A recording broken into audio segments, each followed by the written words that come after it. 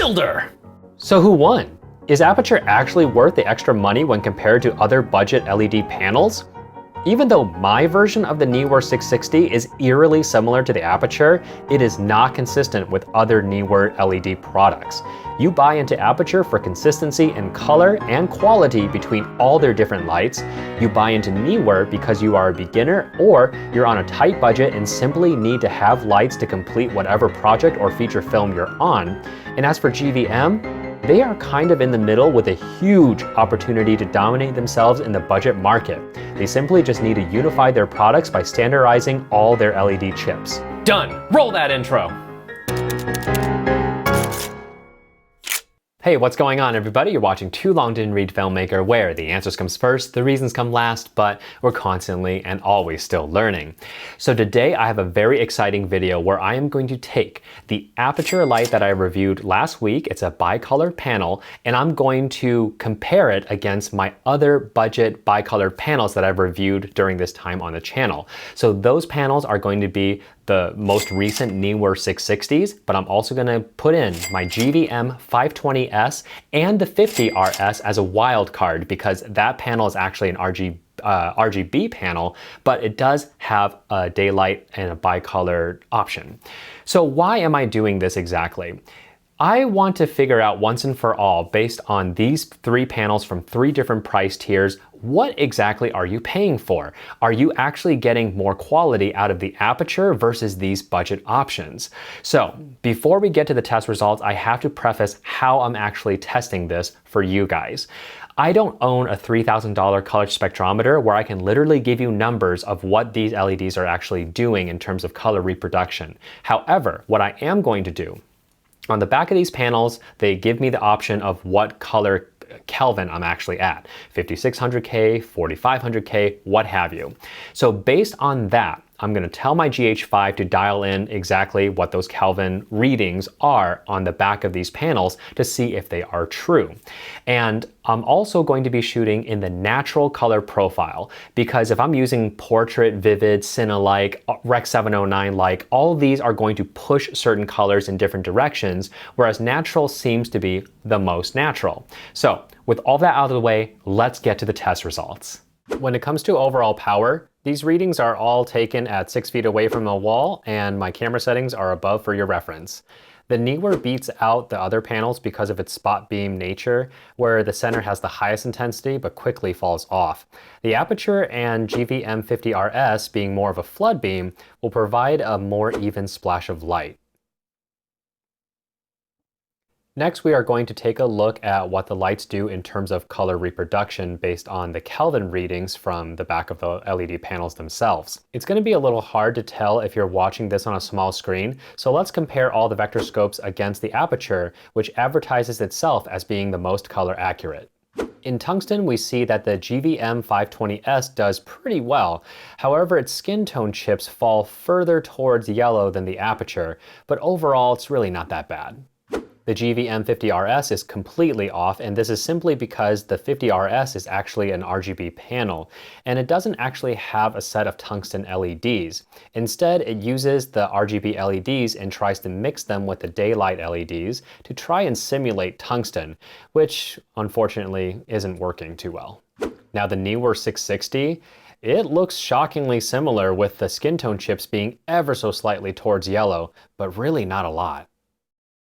Moving into daylight, we see the GVM 520s still performing quite well, with the skin tone chips being slightly towards yellow again. The GVM 50RS, now using its daylight LED chips, actually does really well in matching the Aputure. The Neewer 660, again, shockingly looks exactly the same as the Aputure. Now, color charts are one thing, so let's see how these lights do against my skin.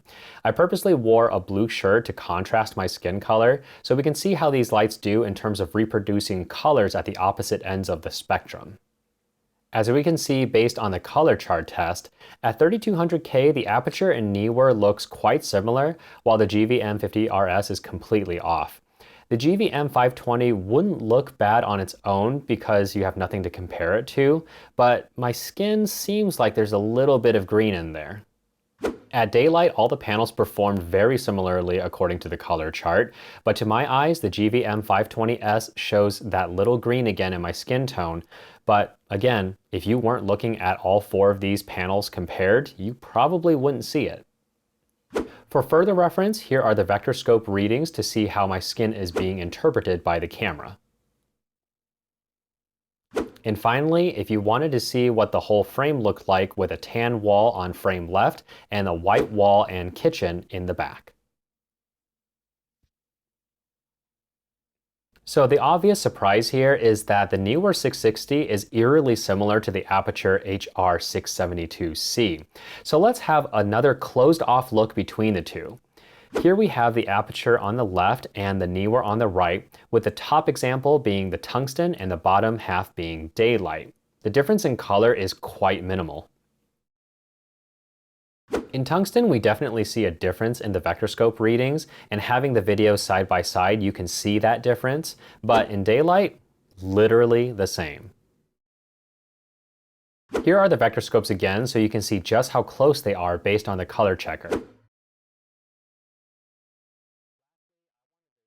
Lastly, I tested both lights at 4400K, where the daylight and the tungsten LEDs are going to mix together to get that Kelvin, and sure enough, the results still look very similar. So what's the bottom line here? Because the Neewer 660 is eerily similar to the much more expensive Aputure, which is like almost 3.5 times more expensive than the Neewer. Hang on right there, because that's literally where it stops. Because I talked about this last week. You buy into Aputure for consistency across all of their lights. They hold all of their lights to a very high standard because they know that a professional is going to buy a bunch of their different lights and they have to match with each other for whatever it is that you're using to their lights to film. That's where it stops for Neewer, because when I compared it against the Neewer bicolored softbox without the softbox in front of it, I did the exact same test and you can see that the results are not the same. So that's kind of what I'm getting at. When you're buying into these budget LED panels, they're not going to be consistent. Not only that, because you guys brought this to my attention, apparently there's like 3 different versions of the 660 out there, and it's anybody's guess if the LED chips are actually going to match between all of them. So at this point in time, the 660 with the LCD screen on the back seems to be very similar to Aputure. But again, that could just be my copy of it. I don't know if you buy a whole bunch of 660s with the LCD panels on it, if they are going to match with each other. So that's what you don't know when you're buying into the budget LEDs, but you do know when you're spending money on companies like Aputure.